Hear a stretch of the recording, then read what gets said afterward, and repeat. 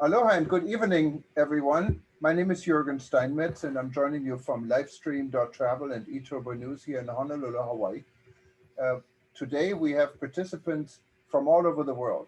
We're celebrating actually the launch of World Tourism Network, what is the continuation of Rebuilding.travel, a discussion group we had since March of this year, right after COVID surprised ITB in Berlin and closed it. We had our first session in ITB because we went to Berlin anyway, and here we are many months later, the end of the year, and we're now ready to structure Rebuilding.travel into an initiative where everyone can have a part of it. We're building global chapters. We want to build this organization from the bottom up, and we have interest groups. And one of the interest groups we have is aviation.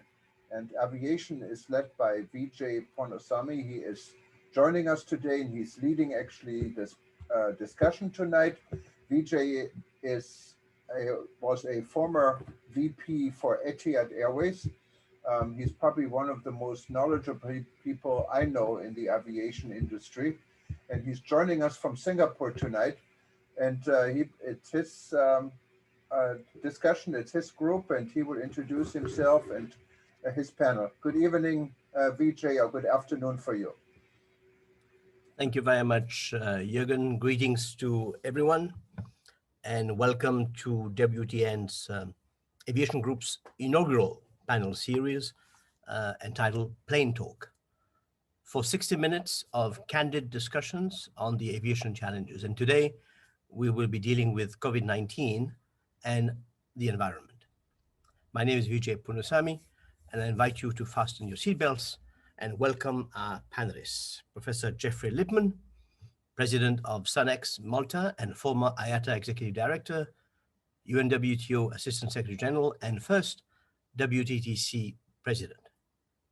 Ms. Adefunke Adeyemi, IATA's Regional Director, Advocacy and Strategic Relations, Africa, and Dr. Susan Becken, Professor of Sustainable Tourism at Griffith University in Australia, and a member of the Air New Zealand Sustainability Advisory Panel. I will offer some brief opening remarks before interacting with our distinguished panelists and address some of the questions you posed before giving some closing remarks. Ladies and gentlemen, airlines survived and thrived by being the arteries of an interconnected and thriving world, and by being the wings of booming global tourism and trade. In 2019, travel and tourism contributed, according to WTTC, to 8.9 trillion US dollars to global GDP and 330 million jobs worldwide. The airline industry's net profit in 2019 was 26.4 billion US dollars, and last December, IATA's 2020 forecast was that the global airline industry will produce a net profit of 29.3 billion US dollars and mark its 11th consecutive profitable year.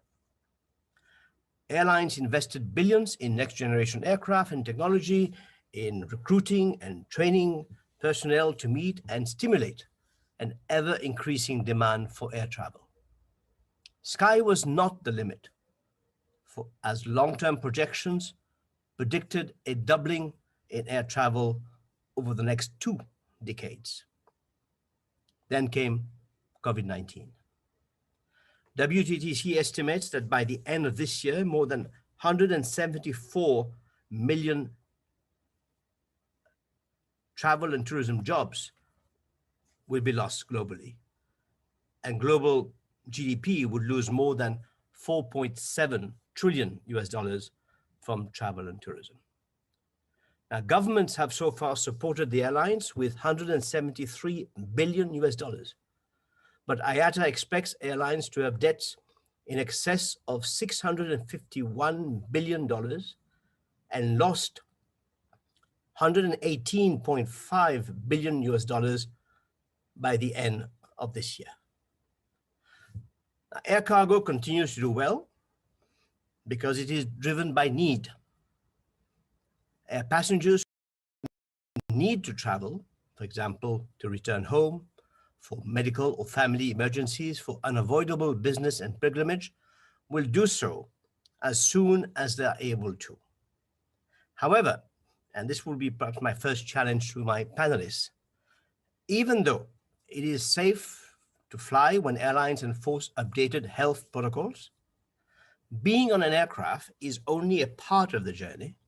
And I believe that the ongoing painful human and economic losses, the unpredictability of COVID-19 and its various waves, the risk of being infected or being in contact with someone who is, the tests and quarantines at both ends of a flight, the risk associated with a positive COVID test and treatment in a foreign country, the risk of a lockdown at either ends of a flight, the length of a flight, and the enhanced climate change awareness will impact people's desire and ability to indulge in discretionary air travel.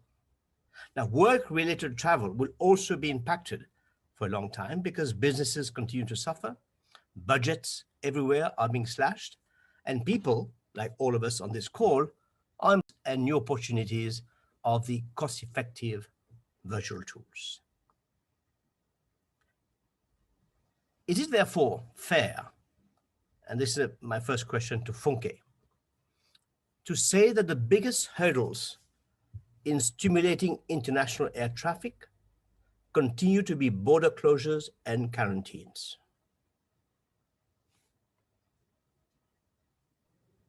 Thank you very much, Vijay. It's a pleasure to be here on this inaugural aviation session of the WTN. It's a great question, Vijay, and really goes to the heart of the matter. Before the COVID-19 crisis, aviation carried 4.5 billion people around the world. That's half of the world's population. So in a manner of speaking, you could call aviation a form of mass transportation. It's basically like taking a bus. And then all of a sudden the pandemic came and it really deconnected the world in a way that we haven't seen, I think, since aviation came on stream in commercial quantities. So this really had a significant far-reaching impact in so many different ways.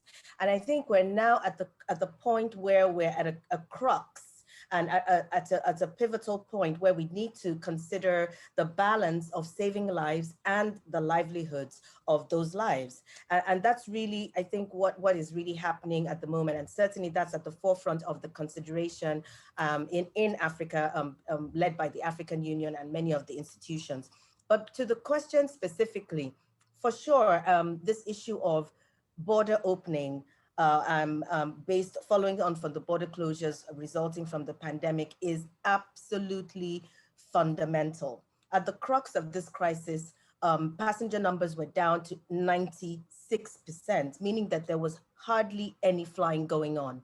The only silver lining was the fact that cargo was moving, particularly moving PPEs and medicines around the world. And that was really important. And we were able to move, I think, about 46,000 tons of those kinds of much needed essential equipment around the world to really help countries fight the pandemic. We were also able to move about 5.4 million people in terms of repatriation, people needing to get back home and to their families, etc., and to their home countries where they live. But beyond that, nothing else was happening. And this really had such a deep impact on GDP and aviation's and travel and tourism's contribution to global GDP. You've given the numbers, but just to highlight to the participants that all of these parameters halved. In fact, in most cases, they went below half. So the contribution of GDP of aviation, particularly of 3.5 million, went down to 1.7 trillion, went down to 1.7 trillion. The impact in terms of the losses on jobs, 46 million. So reopening borders is absolutely critical. Now we understand the concerns from a public health perspective of governments in terms of confidence to reopen their borders, to ensure that aviation is not a vector to create or lead to the transmission of COVID-19 across international borders, as well as the issue of passenger confidence. As you said, people really think twice now about whether to take a trip. But here's the thing. Since this COVID-19, aviation, as is typical for our industry, have been quite proactive in looking at how best we can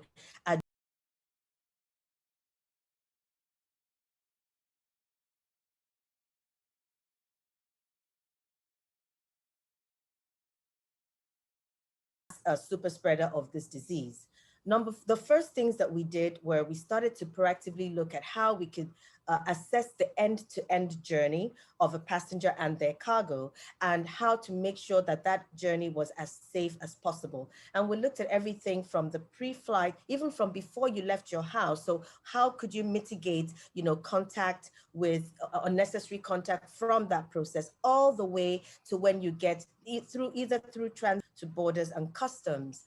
That's the first thing. So we looked at this sort of biosecurity measures, which was a layered approach, and really looked at, to ensure physical distancing, to ensure, the right public health safety precautions were being taken, and to ensure that all of the touch points along the passenger journey were addressing the issues they needed to properly. The second issue, and this was all done, as IATA guidance, but also under the second thing was that we also looked inward. That process of getting on the flight, what happens to a passenger in flight? And we worked with the aircraft manufacturers. We worked with, some research institutions, universities, and so on, really looking at what happens here, and discovered something quite interesting, that the cabin environment of an aircraft is actually safer than most enclosed spaces, even safer than a theater where someone is having open heart, that it's a total zero risk environment. But that's not the point of getting people moving left and right. There's no zero risk with COVID until an effective vaccine has been proven to work. There's no zero risk, but the point is to mitigate the risk as much as possible. So we looked at that element. And then the third was, we said, how can we use a risk-based approach to ensure that governments can open their borders to each other? So opening up travel corridors and opening up travel bubbles, looking at the risk of each country. So in a sense, if there's already community spread, and we know already from the research we've done that the risk of transmission from international travel, especially if the travel process is a safe process, then, but we're seeing governments, a lot of governments are trying to take a zero risk approach, which is not helpful. So I just want to wrap up now with a few key points. We believe that testing, systematic testing prior to departure, is a great alternative to imposing quarantines or maintaining border closures. And the reason is that testing has been proven to at least showcase what are the who are the people who can go into the different streams. Whether you are positive, if you test positive before departure, you just don't get on that plane. So you mitigate the risk of being a spreader through that journey. If you don't, then you're home free. You go to where you go to your destination without the need to be quarantined, because you've gone through this process within that safe environment. Not just using the testing, but also the multi-layered approach we're talking about. And so it's absolutely fundamental that we're able to reopen borders on this basis. Some of the borders that have critical mass in the world in terms of aviation travel, North America, Europe, and to some extent Asia, have not yet opened their borders because of trying to take this zero risk approach. But there really is no zero risk, as I mentioned. COVID is still here. And while we have good news about the vaccine, it's really important for us to have this. And so it's a momentous time in our history, but it's going to take about 12 to 14 months until we see the efficacy, and of course, until we get global distribution to many destinations. And so in the meantime, testing is important and it's critical as a means to open borders. And we'd like to encourage and urge governments to really embrace this approach. Thank you. Thank you very much, Funke. Very clear, very articulate, very compelling arguments you're making there. And let's try to debate them now. Jeffrey, you want to respond, comment, address any of the points which Funke so ably articulated just now? And I'll ask Susan to do the same in a minute. Jeffrey, if you unmute yourself, that would... Thank you. Yes, thanks, Vijay, and thank you, Funke. I felt the arguments that Funke made were, and she made them very clearly and very well, were the arguments that I might have made myself if I were working for IATA once more. What Funke didn't deal with, and I think many of us involved in the industry who want to be positive about the future and want to advocate our position, we tend to gloss over some fundaments which come before the question. COVID-19 kills people. It doesn't just affect GDP, it could kill any one of us on this call.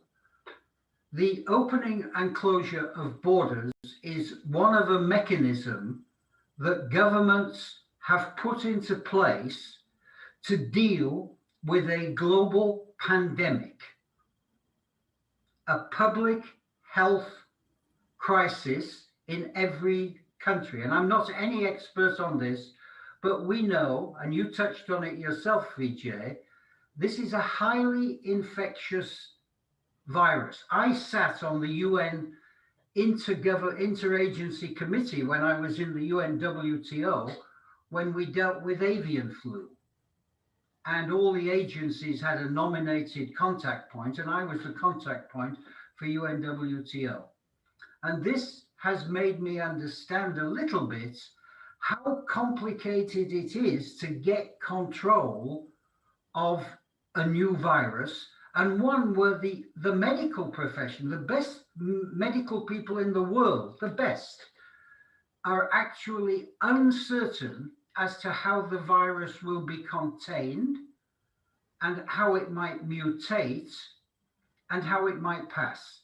And in those circumstances, as human beings, not as aviation or tourism advocates, we have to believe, I think, that precaution is the best course of action. And if precaution involves closing borders, because as you yourself said, Vijay, our industry is a vector for this disease. We are a potential super spreader. And yes, the interior of an aircraft may be very sterile. I think I prefer to have open heart surgery in a hospital myself, Funke, than on a 747 somewhere. But that being on one side, I think we have to step out of our skins as a first point. And we have to say that whatever governments do in order to control and stop this virus from spreading, including testing, including contact tracing, including a safe and well distributed and scaled vaccine, assume 2 years for that to get out around the world, whatever they do, as a sector, we have to simply go along with it. Yes, we'd like it to be nice bubbles, nice corridors, safe transit through airports.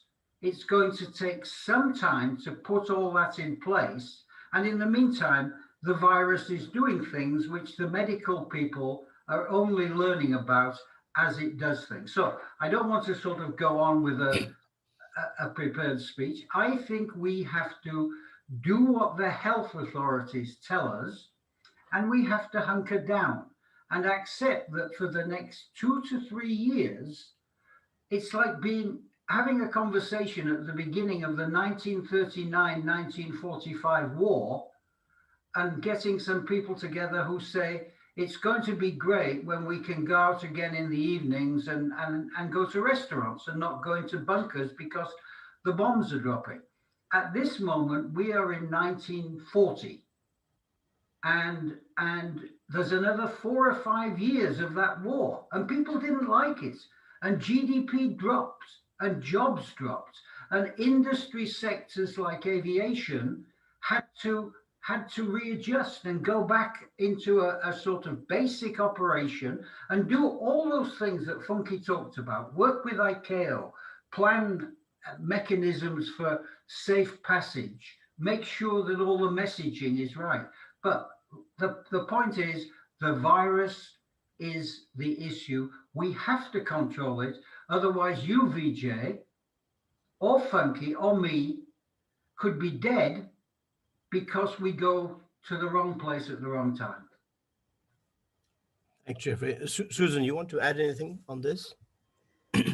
Yeah, I might. I mean, it's a great discussion, and I'm just sort of sitting here wondering. I mean, it depends on the perspective you take and what we're trying to save. Is it the aviation industry? Is it lives? Is it countries' economies? Is it a long-term future for travel? So it depends a little bit. And I might just briefly share a few thoughts from New Zealand, because we are probably one of those countries. I mean, we've locked the borders, and so has Australia. And you mentioned earlier, Richard, this idea of discretionary air travel. And what I find really interesting, and in fact, the whole country here has established a tourism futures task force, and Air New Zealand is involved in the discussions that really looks at what's the future we want. The question then is, we had a lot of problems before COVID, over tourism. There's now modeling being done to see was this actually the right level for the size of the country, because we didn't have enough workforce to serve tourists, etc. So we've been closed since March. Consumer expenditure has actually gone up since then. It has more than compensated the loss of international travelers, and that's the interesting thing. The question is, how many people, and that's how you started, Richard, how many people see international travel as essential from now on? People are reconnecting with the country. People are interestingly actually investing into holiday homes, which I think that's an interesting long-term trend, because you don't just buy a holiday home and then you sell it again. So people are almost shifting their mindset towards a little bit closer to home travel, and the same happens in Australia. So once the economy is open again, I will be interested to see how much traffic will there be across the Tasman Sea, which is obviously, it's a really busy corridor, lots of competition, but how many people will have essential travel? And there's lots of them, and you see it. We had a few flights going over, and people really happy to be reunited. Business, I myself have my office actually on the Gold Coast, and I'm sitting here, so I will definitely go. No matter what it costs. But how much discretionary travel is there that will be not happening for all the reasons that you said, plus people have shifted their behaviors. And I think that's what the airlines might have to grapple with, that there will be a contraction in demand, because people might have changed their views on what's actually really important travel and what's not. And there's implications, and they are not always bad for the economies that are concerned. There will be some that I think will be missing out. Island states, for example, we need to look after, but not all countries will necessarily be negatively affected. Thank you, Susan. Funke, you've basically heard two very interesting perspectives and concerns going forward. Yes. Can I ask you to maybe respond or give us your honest reaction to these concerns? Yeah, sure. I mean, I'll start with what Susan just said. You know, this idea that consumer behavior really will impact what the recovery for our industry will look like, whether for aviation alone or for the wider travel and tourism, as well as what countries are doing from taking into account the learnings that they have seen as a result of the COVID-19. So that's a very valid point. And in fact, we're forecasting that for the aviation industry, we won't see a meaningful or proper recovery to 2019 levels until, as late as 2024. So that's really something that's definitely going to impact and contract demand over the short term, over the next sort of 3-year horizon. Now, to what Prof. Jeffrey said, absolutely right. I mean, this is not something that we take lightly at all. The coronavirus is killing people, and the industry is being responsible with this very, very real reality facing us in terms of what we're doing. And that's why we are working not just with ICAO, but with the WHO. We've worked hand in hand with them on a joint task force to really see how we can address these concerns. So it's not a question of, one side against the other. It's a question of really taking a collaborative approach to address certain issues. And the WHO has said, while you're right that the way that the behavior of the virus is still evolving, and medical science is still learning about its behaviors and how it transmits, its mutations, etc. The WHO is also being clear-minded about certain issues. For example, the WHO does not recommend quarantine. And that's a very interesting point. So, we have the extreme of border closures. And of course, these are decisions that are also not taken lightly by governments, because they also understand the impact. But then you have, where travel is permitted, people are still being quarantined, even though they have proof that they have taken a negative, they've tested negative to the COVID-19 pandemic. And so it is also a disincentive to those who will travel. They won't travel. We've done a survey, on passengers. Will you travel if you're tested? 88% say yes.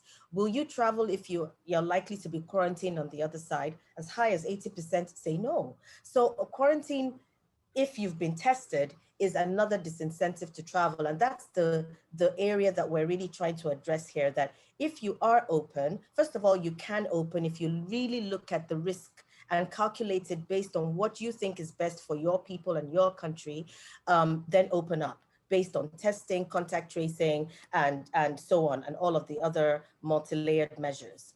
And if you do open up and you do test before departure, then don't quarantine on the other side, because you just simply will not get the people coming. Unless I'm going home, I'm not going to go to any place where I have to isolate or quarantine for 7 days or 14 days.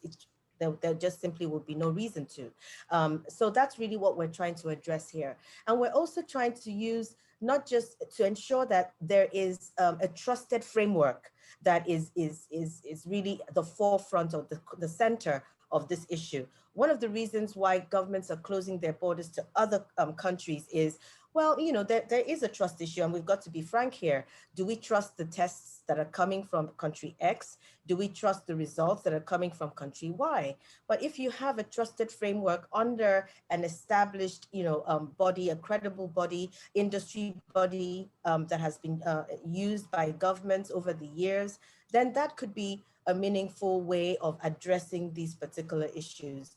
Now, the final point, just to wrap up, again, speaking to the point that was made by the prof, by Jeffrey, is that the balance, my personal view, and I guess our view in IATA and across a large part of the industry, is that striking and finding a balance between saving lives and saving livelihoods is really a way forward. And I want to use the African example. I mentioned earlier that African Union is taking this approach, saving lives and livelihoods. And we're working together, again, with WHO, with the African CDC, and the wider industry, ICAO, IATA, UNWTO, and so on. So it's a real stakeholder coalition that's looking at this issue and saying, look, many of our countries are dying off. Economically, people just simply cannot sustain themselves. Yes, it's true. The virus is there, and it is even, it's really a big risk for people. But so far, we haven't seen the high numbers that we've seen in other regions happening in many parts of Africa. Again, there's a debate about whether we're testing enough and so on. But there really is a real concern that if we're not able to reopen borders, that we really will create other challenges that might be even as grave as the COVID in themselves. For example, poverty and people actually dying out of hunger. So yeah, I think I'll pause there. Thanks. Thanks, Funke. If I were to press you, see the issue, and I think the underlying message from both Jeffrey and Suzanne were about the need to understand governments' need to protect, if you want, their communities, and testing, as you point out, is one of the ways you recommend before people travel in.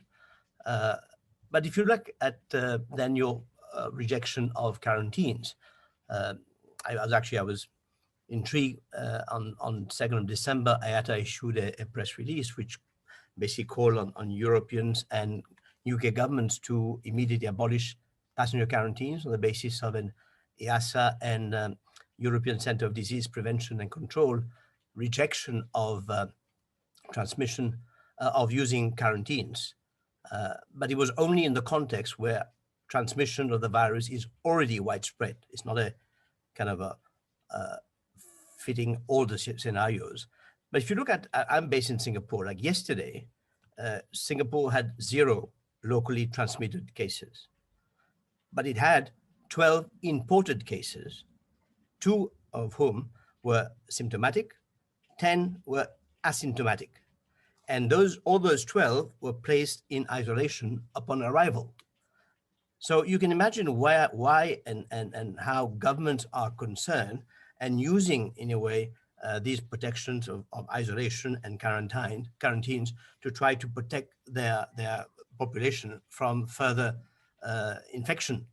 And I think the other question you posed just now, and I think an interesting one, it's a very interesting, almost moral debate as to balancing economic impact and infection impact, so to speak. It's whether you protect wealth or well-being, jobs or health.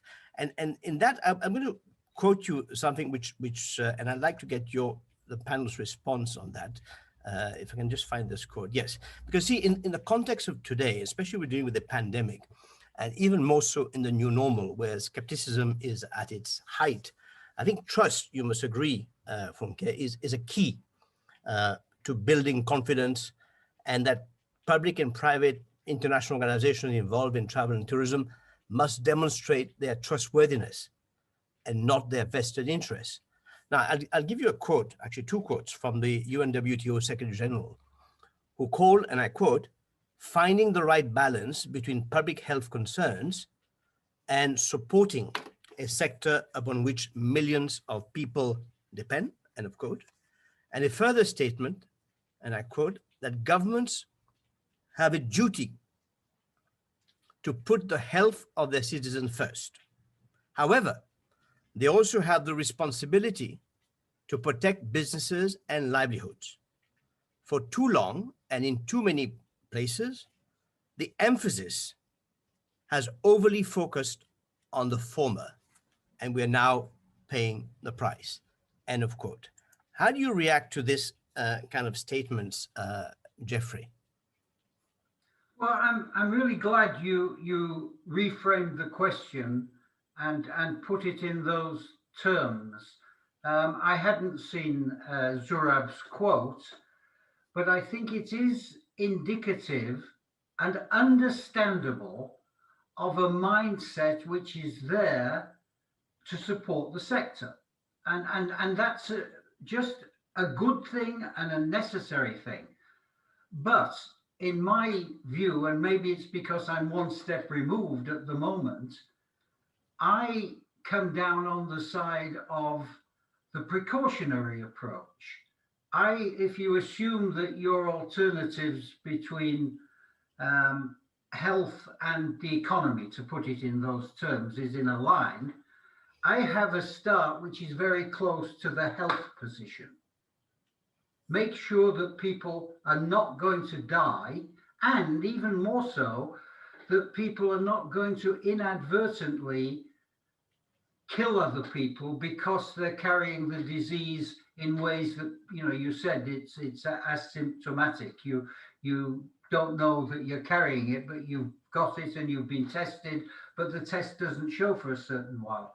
Governments have to primarily protect against that. That's their responsibility. Yes, they have to be concerned about sectors of the economy, every sector, but the principal concern for most governments is the health of their citizens. Quarantines, which is where you started this discussion, is a blunt instrument, but it's something that governments can do quickly, and it demonstrates also to the citizens the seriousness of the situation. So I'm not surprised when governments put quarantines in. I'm not surprised when industry bodies ask for quarantines to be eliminated. And I don't think it's a question of getting the right balance. I think you have to keep moving this needle away from the health only from a precautionary view when you're certain that the actions of any sector are not going to make the health situation worse. And you said that a key to the position, you shifted into the position of the trust of the organizations. I think there's another element in all of this, and it's the trust of the public, of the system. When Funky said we had all these alphabet organizations together, so we had all the stakeholders, but you didn't. You had the group of stakeholders who are directly interested. You did not have consumer or NGO or any of those people who might have raised the difficult question. You had people who all wanted the same thing.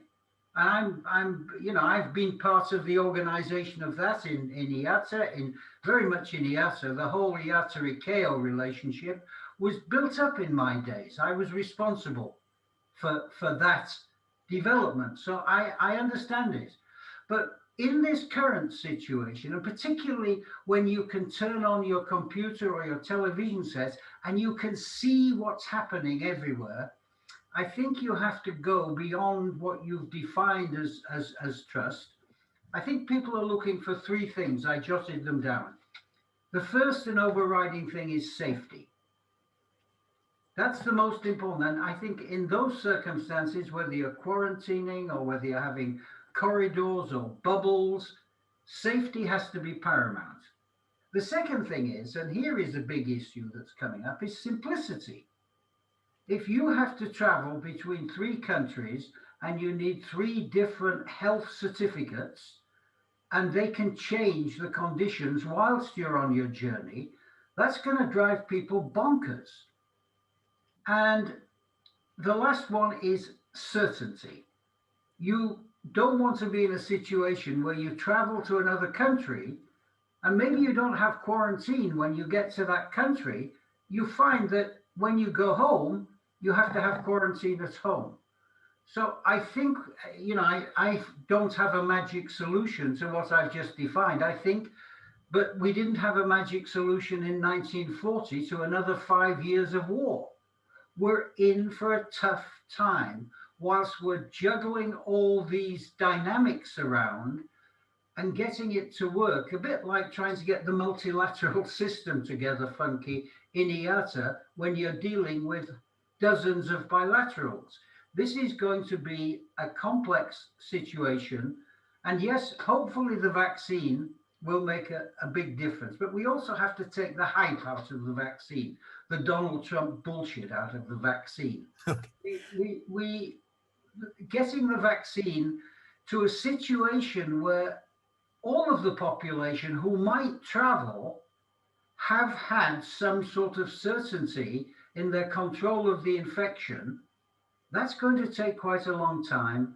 And I think the industry is going to be except for those people who are carrying the vaccine around, FedEx and UPS, if they're your members, Funky, they're going to do okay next year.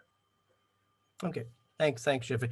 Funke, can I ask you to make maybe a quick 1 or 2 minute takeaways from this discussion, and then we'll move Sure. straight into the environmental section of our discussion.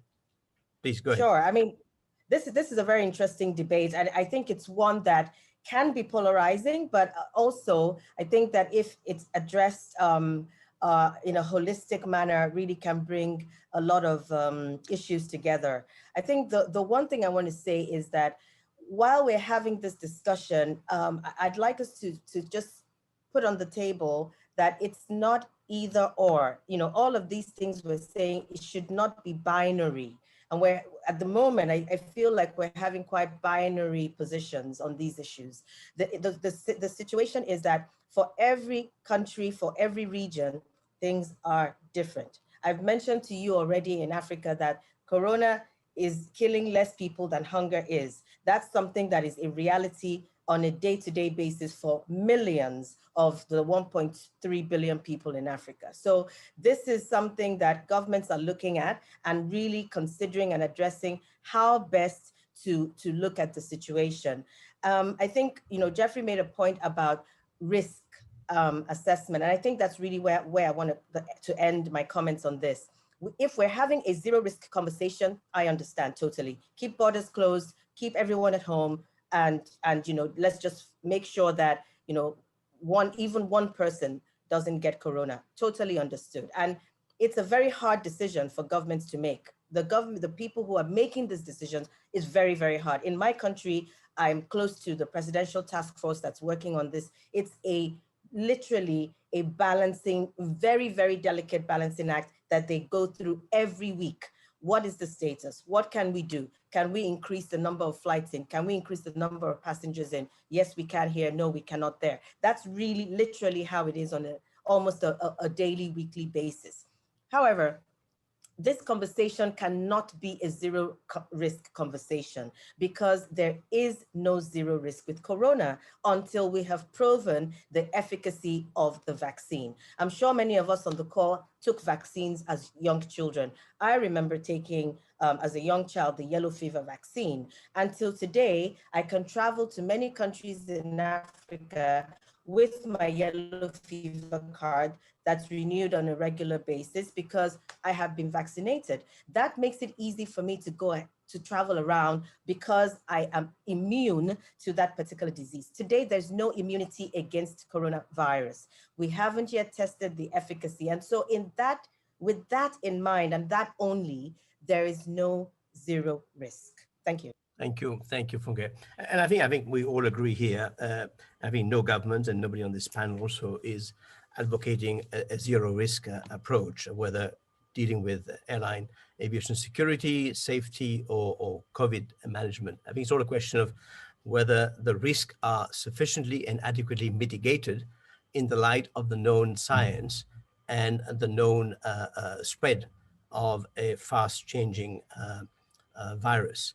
And I think definitely we do not envy governments who have to make those tough decisions moving forward in terms of how do they best protect their population against unwanted risks going forward.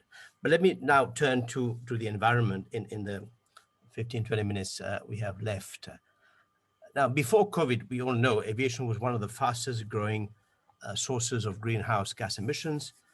The EU even noting that if global aviation was a country, it would rank in the top 10 for greenhouse gas emissions. Now with COVID and the mass grounding of aircraft, CO2 emissions from aviation reduced, according to Global Carbon Project, by up to 60%. Now at the IATA AGM last month, airlines reiterated the industry's commitment to carbon neutral growth from the start of 2021, with ICAO's Carbon Offsetting and Reduction Scheme for International Aviation, CORSIA, to cut net emissions to half 2005 levels by 2050, and to explore pathways to zero net emissions by 2060-65. Now, IATA adopted CORSIA in 2016 to complement a broader basket of measures to achieve global aspirational goal of carbon neutral growth from 2020 onwards. Now, interesting to note that the participation of CORSIA, of course, is voluntary in the pilot and the first phase, which is from 2021 to 2026, whilst the second phase from 2027 to 2035 applies to all member states except the exempted ones.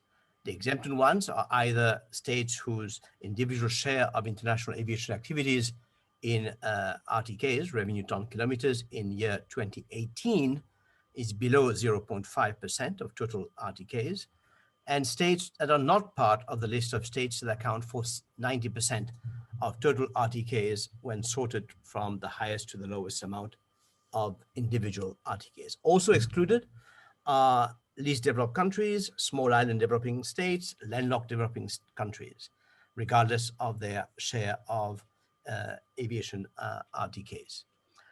Now, airlines were to use international flight emissions for 2019 and 2020 to create the baseline to show the excesses which would be offset as from 2021 to achieve this carbon neutral growth. But in July, ICAO decided to remove the unexpectedly low 2020 figures and rely solely on the much higher 2019 emissions data.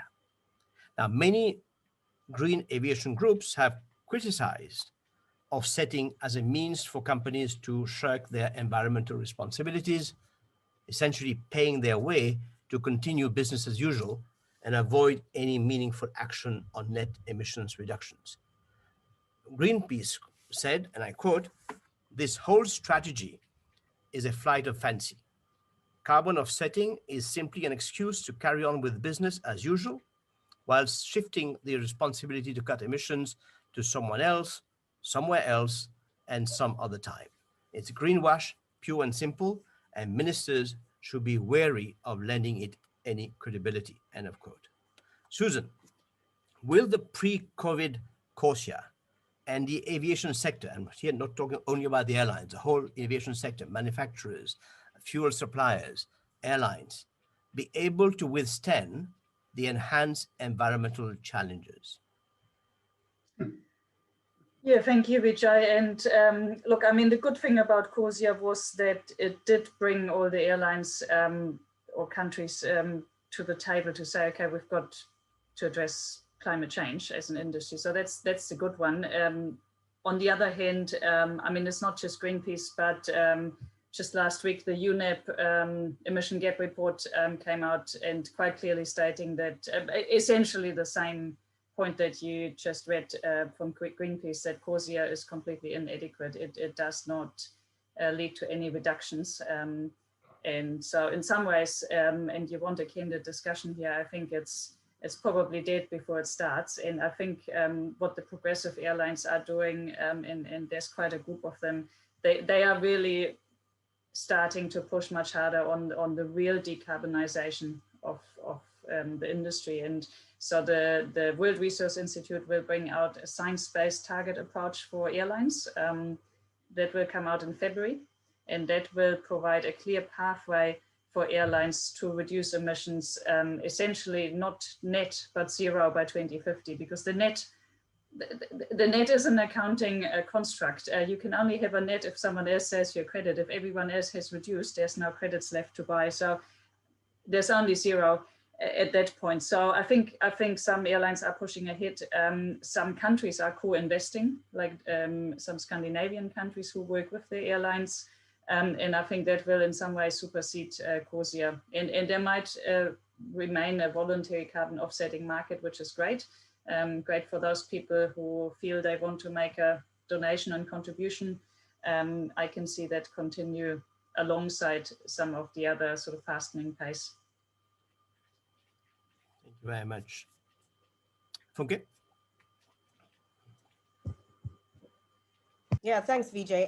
I think it's a great point that I've just heard, in terms of the initiatives that are taking place and this, working towards science-based metrics for the airlines in terms of CO2 reduction. I just wanted to remind us, though, of what the aviation sector set out to do back in 2007 and what it's all premised upon. First of all, it was a proactive target setting, very ambitious target setting done by the aviation industry, and in 2007, when there was really a lot of attention on the aviation's impact on carbon emissions, on greenhouse gases.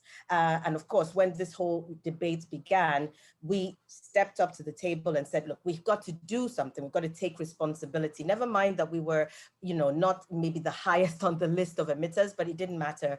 We took responsibility. So what I want to remind us of is that there's 4 or 5 pillars that we're working towards. The CORSIA is the market-based measure that is supposed to be a way of, closing the gap outside of all of the giant strides that have already been made with technology, with operations, more efficient operations, with infrastructure, with sustainable aviation fuels in some cases, and so on. So there's already been quite a lot of progress that has been made. For example, fuel efficiency, one of the targets that you articulated earlier, we had set ourselves to, a target of 1.5%, and we're already doing much better than that as an industry. I think we're about 2.3% at the moment. Similarly, on technology, the aircraft manufacturers, all of the suppliers, everyone stepping up to the table and really making their own inroads and their own contribution, using different kinds of materials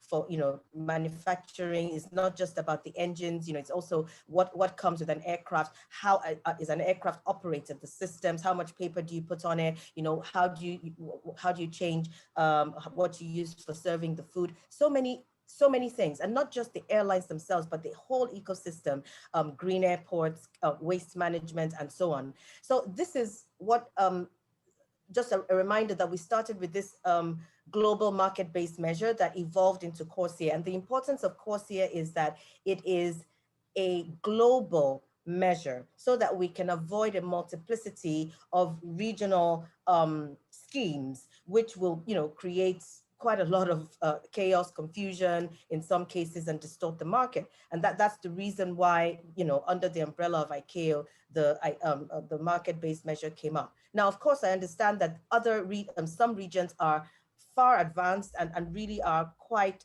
active and proactive even in terms of addressing this critical issue, and are making a lot of great strides, like Europe, and that is to be commended. I believe that we are all working together to try to achieve the same goals, and I think that's really how we need to continue to think about this issue. Just a final point on what's been happening since the COVID hit. We've seen, we've had to address quite a number of concerns. One is that, even with the COVID, we maintain our focus, our laser focus on addressing our environmental challenges, and it is one of only of our 3 priorities for 2021. So environment is one of our 3 major priorities, so we maintain that. 2, we understand that it is something that is still forefront in the mind of the public. Going to something that Jeffrey had mentioned before, under, when we're talking about COVID, the public perception is still very important on this issue. It's not just the perception, but the fact that they see that we are doing a lot about this, and not just paying lip service to the issue. And the third is that some of the things that have arisen as a result of the COVID, for example, cabin waste from masks and other PPEs that are having to be worn, how we're managing that, single-use plastics on flights, and so on. And and the final point is that our key focus in terms of the pathway to achieving the zero net emissions that was mentioned by Susan by 2050 is really to aggressively target initiatives and really to move the needle on sustainable aviation fuel and on technology, particularly radical technologies. Thanks. Thank you very much, Funke. Jeffrey, can I ask you to respond or share your thoughts, but actually try to do it in 3 minutes? Wow. Yes. a very quick one. First of all, when I was in IATA and responsible for amongst other things, for the regional activities, I wish I had had Funky there working for me, because you make a very good case. The challenge, and I think I don't want to appear to be too adversarial, because I'm a big fan of IATA, big fan of the aviation system, but the ambition is Neanderthal. I repeat, Neanderthal. In 2005, Giovanni Bisignani created an advocacy system of 4 pillars. And they're the things you referred to, of which market-based mechanisms, technology, and they were very well defined. They were based on a work that Kevin Dobby did with McKinsey before that, just to talk about all of this. It was a strategy. And the strategy was, let's get out there ahead of the game. Let's get an ambition which is accepted by the whole of the group. And let's put that into the international framework, which is our protection, which is ICAO. And then you put somebody on every ICAO delegation, and then ICAO comes out with its own solution. Vijay, you were the chairman of the first big ICAO air transport conference. And I was working with IATA doing exactly that. And IATA did this magnificently in the case of environment. They created ATAG. And ATAG produces brilliant papers, again, pulls all of the community together, puts out very good studies. But whilst IATA has been advocating for 10 years for an ambition which is half of 2005 pollution levels by 2050, the rest of the world's moved on. Whilst IATA has been working in ICAO outside of the Paris Agreement framework, President Xi of China says we're going to be zero carbon by 2060. The European Union says we're going to cut our emissions by 55% by 2030. And I think what's necessary now is for IATA, and it has a new director general, be a great thing for him to do, to come in and say we've upped our ambitions. Airbus have announced that in 2035, they will be producing 3 variants of a no carbon aircraft. And sure as hell, between now and 2035, you can be sure that Boeing and Embraer and everybody else will be coming out with their variants of the same thing. So my message in this last 3 minutes, it's one, Vijay, I gave to the Arab Air Carriers President's Assembly in 2015 when I gave an address to them, and in the ICAO address that I gave, the Qatar lecture that I gave last year. The airline should get on board with the rest of the international community and declare a 2050 zero carbon ambition. And yes, we know the challenges of sustainable aviation fuel. We know the challenges of being able to operate in many, many different regimes, but have a valid ambition and then work towards it. It changes the dynamics and it changes the mindset. Thank you very much, Jeffrey. I think it's a very interesting note, but I think my takeaway from this discussion here is that we really, the aviation sector needs to update its climate commitments. Because what was agreed to before COVID must be aligned to this new normal, and recognize that there are increasing calls out there to move beyond net zero, to regenerate. So the world is moving on, and I would agree with Jeffrey there that actually, as friends of the aviation sector, we would wish that sector to actually revisit its commitments and effectively try to align it with the new expectations out there. So there you have it, ladies and gentlemen. I promise you a 1-hour discussion. I hope you had the benefits of all these incredible insights of people who are very passionate about our sector, who are very articulate, very enthusiastic, and I know you would want to continue engaging with them, and we wish them well as they actually take these ideas across. And I would like, on your behalf, to thank Funke, Suzanne, and Jeffrey and all of you for having joined in. The key message I would like to leave you with is that the travel and tourism stakeholders cannot and must not act recklessly in this COVID world, or simply wait and hope for a return to the pre-COVID world.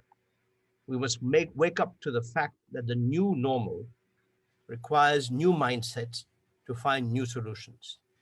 Beyond innovation and digitalization, there's an ever-growing need to create a safe, secure, and more socially, environmentally, and economically sustainable travel and tourism model, which is driven by values. Nobody knows how all this will play out, but we must all do our trustworthy best to rebuild confidence in the safety, security, predictability, and positive community value of travel and tourism. Thank you very much, and over to you, Jeffrey. Jürgen. You mean Thomas, don't you? Yeah. It doesn't. Oh, Thank you very much, guys. So this was absolutely excellent, and I really wanted to thank all of you for participating, especially VJ, who has been working on it hard. And I'm looking forward to working with you, VJ, and the Aviation Interest Group more. We're ready, and I think our members and our supporters and our viewers are very interested in being part of it, and at least to follow the development. I wanted also to remind everyone, tomorrow we have 3 sessions. Just go to wtn.travel, click on the blue lounge event banner, or on the red menu item WTN Lounge and Expo, and you can easily sign up. If you're not a member yet of World Tourism Network, just go to wtn.travel, click on join wtn.travel, and we would be happy to add your profile to our list of now a little bit more than 1,000 members worldwide. Thank you for listening. Thank you for watching us. And from all of us, good night from Hawaii. Good morning to you, or good afternoon, wherever you are, and aloha. Bye-bye.